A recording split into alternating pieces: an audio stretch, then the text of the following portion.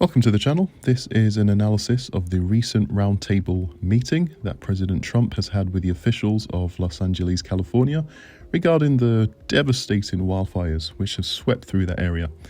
If you're new to this channel, please do consider subscribing and leave a comment down below. Perhaps you'll pick up on something that I haven't.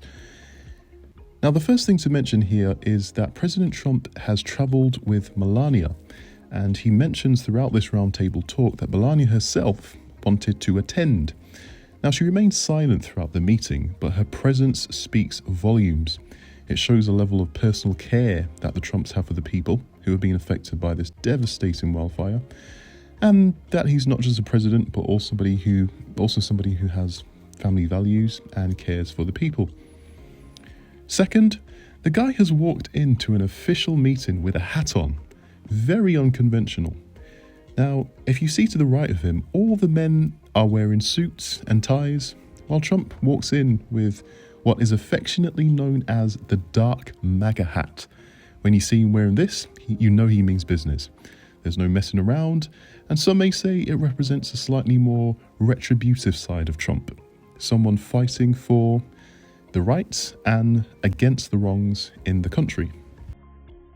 And lastly, just for this bit, Trump walks in with a fire helmet with the number 47 on it, of course representing himself as the 47th President of the United States.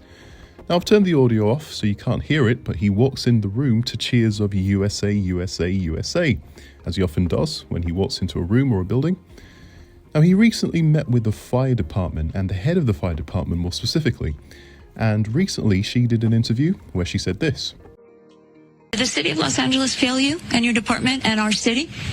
It's my job to stand up as a chief and exactly say, justifiably, what the fire department needs to operate to meet the demands of the community. Did they fail you? That is our job, and I tell you, that's why I'm here. So let's get us what we need so our firefighters can do their jobs. Did they fail you? Yes. So Trump bringing this helmet in is signifying which side he's on before he even says a word. He's on the side of the firefighters. So here are the top 5 moments that stood out for me. If you guys picked up on more things, please do comment down below and mention what they were. Number 5 was declaring a national emergency for California and the need for quicker permits. I would ask that the local officials, because we're going to essentially waive all federal permits. We're going to have you go very quickly because a federal permit can take 10 years. We're not going to do that. We don't want to take 10 days. I would.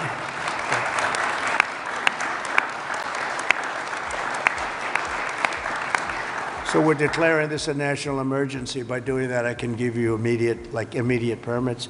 I'd ask that the local permitting process be the same. Some of the people were saying they're going to be forced to wait 18 months for their permits, and I don't think you're going to do that. I can't imagine that. So they are literally in a position right now they'd like to start tonight, and they'll clean their site, they'll do everything, they just want to start. Number 4 was the executive order for the water supplies. I'm signing an executive order to open up the pumps and valves in the north. We want to get that water pouring down here as quickly as possible and let hundreds of millions of gallons of water flow down into Southern California, and that'll be a big benefit to you. If you don't want it, you're going to tell me, but I can't imagine it. I tell you who does like it is the fire department. When I said that, they were very happy with that. They didn't mind hearing that.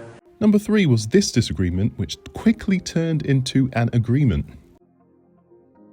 So I signed executive directives right away so that we could cut the red tape, we could get people back building as fast as possible, and we're going to continue doing that. Mayor, the one thing is they are saying they will not be allowed to start for 18 months. No, that will not be the case. Okay, I just hope you're right. You can hold me to it. 4 groups said that. No.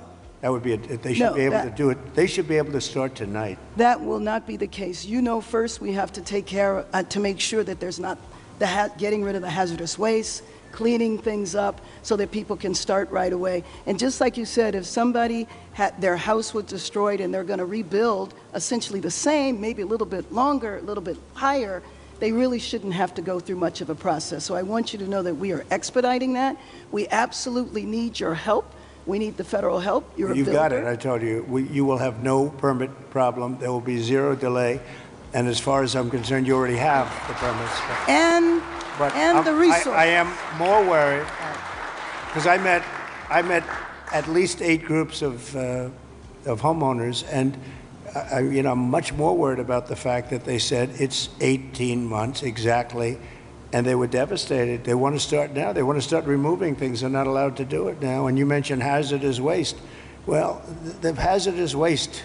What's hazardous waste? I mean, you're going to have to define that. We're going to go through a whole series of questions on determining what's hazardous. Nope. I just think you have to allow the people to go on their site and start the process tonight. And we will. Okay, good. Okay, so number 2 was this great line that Trump put out there. See for yourself. So I hope you can all get together and say, I'm so happy with the water that's going to be flowing down, because I just don't see anything. They talk about the Delta smelt, which is a fish that's this big, but it is really not, doesn't have to be protected because it's in other areas. It's in numerous other areas. So it doesn't have to be protected. The people of California have to be protected. Mr. President. And lastly, this exchange with the president about FEMA. Mr. President, if I can just defend FEMA a little bit. Yeah. They brought thousands of people in. I don't know how they're doing in other states. They're doing a good job for us here. They've got a huge center that's open from 9 in the morning till 8 at night. But also, when you have a disaster this size, you need to be able to deploy thousands of people, which they've been able to do. Now, California, if we did it on our own, maybe we'd have thousands of people. You do. But if Rhode Island has a Palisades disaster, are they then supposed to keep thousands? How many people do you have in California? 36? How many million? How many million people do you have? But you have 40 million people. You're not going to get a few thousand people? The problem with FEMA is they come from all over the country. They end up in arguments with your people from California because they want to do it a totally different way. And I can live either way, but you haven't gotten very much done with FEMA and all you have to do is look at North Carolina. It's one of the great disasters of all time. And Mr. President, you can't have Rhode Island maintain a staff of thousands and thousands of people waiting to see if they have a disaster. You know who came in and fixed North Carolina or the process? Other states, people from all over the country came. And you have the same thing. You have a lot of people from all over the country. Getting the people is not a problem. Getting the organization's a big problem. FEMA's incompetently run, and it costs about 3 times more than it should cost. I'm hoping we that can you spend can money on schools instead of giving money to bureaucracy. It takes you so much longer. So we'll leave it there until you next hear my voice. Have a good journey. Be blessed.